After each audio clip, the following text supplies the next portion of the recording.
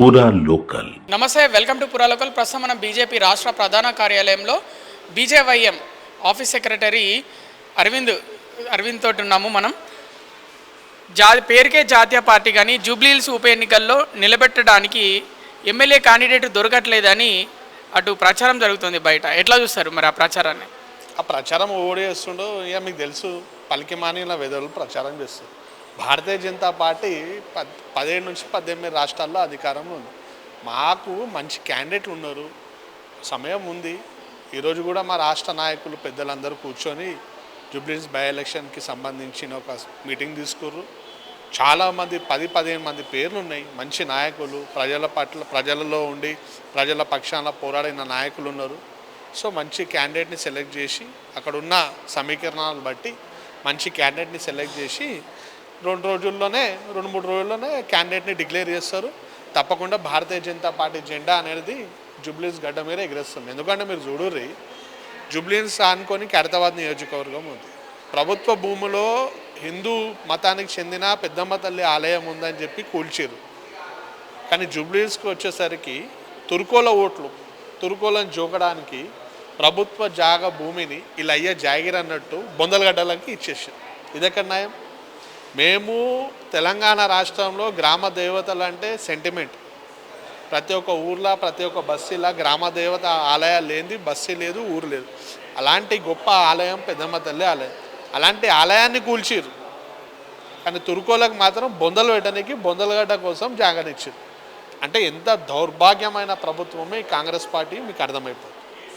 దానికి మద్దతుగా బీఆర్ఎస్ పార్టీని తందాన ఆడుకుంటూ సపోర్ట్ చేస్తారు. నేను జూబ్లీహిల్స్ నియోజకవర్గంలో హిందువులను ఒకటే కోరుతున్నా, మీరు ఓటు వేసే ఓటు పెద్దమ్మ తల్లిని మొక్కుకుంటా, పెద్దమ్మ తల్లిని స్మరించుకుంటా ఓటేయాలి. అలాగే జూబ్లీహిల్స్ నియోజకవర్గంలో ఉన్న మా ఎస్సీ సోదరులకు కూడా ఒక మాట కోరుతున్నాం. గతంలో ఈ ఎమ్మెల్యే ఎవరైతే చనిపోతే వచ్చినాయి, బాబాసాహెబ్ భీమ్రావ్ అంబేద్కర్ గారి జయంతి ఉత్సవాలు జరిగితే ఆ జయంతి ఉత్సవాలు జరగనీయకుండా ఆపిన వ్యక్తి మాగంటి గోపీనాథ్. దానికి సపోర్ట్గా నిలిచిన వ్యక్తులు కాంగ్రెస్ వాళ్ళు. బీజేపీ వాళ్ళు బాబాసాహెబ్ అంబేద్కర్ ఈ దేశానికి రాజ్యాంగాన్ని అందించిన మహానుభావుడు జయంతి ఉత్సవాలు ఇంత బ్రహ్మాండంగా ఎస్పీఆర్ హిల్స్ బోరబండలా చేస్తుర్రు. ఇది జరిగితే ఎస్సీల పట్ల బీజేపీకి దాన్ని ఏమంటారు పెరుగుదల వస్తుంది, వాళ్ళకి అట్రాక్ట్ అవుతారు, మా ఓట్లు గండి కొడతాయి, ఈ జయంతి ఉత్సవాలు జరగొద్దని చెప్పి బాబాసాహెబ్ అంబేద్కర్ జయంతి ఉత్సవాలు జరగకుండా ఆపితే నేను కొట్లాడినాడు. నాతో పాటు దళిత సంఘాల నాయకులు కొట్లాడితే మా పైన అక్రమ కేసులు వేసారు వీళ్ళు, బీఆర్ఎస్ వాళ్ళు, కాంగ్రెస్ వాళ్ళు. నేను ఒకటే కొడుతున్నా, హిందువులారా మీరు ఓటు వేసే ముందు ఆలోచించండి. భారతీయ జనతా పార్టీ ఒకటే పార్టీ, అటు రాజ్యాంగాన్ని ఇటు హిందూ ధర్మాన్ని కాపాడుతుంది. జూబ్లీహిల్స్ నియోజకవర్గంలో ముస్లిమ్స్ ఓట్లు ఎక్కువ ఉన్నాయనే బీజేపీ పార్టీ ఇంట్రెస్ట్ చూపించట్లేదు పోటీ పైన అని అంటున్నారు. అవన్నట్లేం లేదు. వాళ్ళు ముస్లిం ఓట్లు ఎంత ఉన్నాయో దానికంటే ఎక్కువ ఓటు హిందువులే ఉన్నాయి కదా. మేమెందుకు? మాకు ఓటు బాబాసాహెబ్ అంబేద్కర్ రాజ్యాంగాన్ని ఇచ్చిండు. ఆ రాజ్యాంగం ప్రకారం 7 నెలలు ఇళ్ళ పడతాం. అట్లయితే ఓల్డ్ సిటీలో మైనార్టీ ఏరియాస్ ఉన్నాయి చాలా మటు. మళ్ళీ మేము ఆడ కంటెస్ట్ చేస్తలేమా? అట్లా ఏం లేరు. ఇవన్నీ అఫ్వా మాటలు నమ్మొద్దు. ఎంఐఎం పార్టీకి భయం.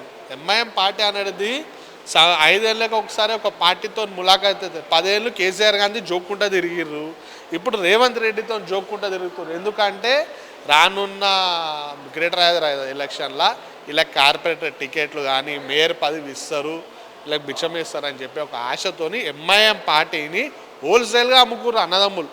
అన్నగాడేమో కాంగ్రెస్ దిజోక్తా అంటాడు, చిన్నోడేమో డైపరుద్దీన్, మేము డైపర్ అంటాం మనోడు అక్బరుద్దీన్ గాడేమో మన టీఆర్ఎస్ని జోక్తా అంటాడు.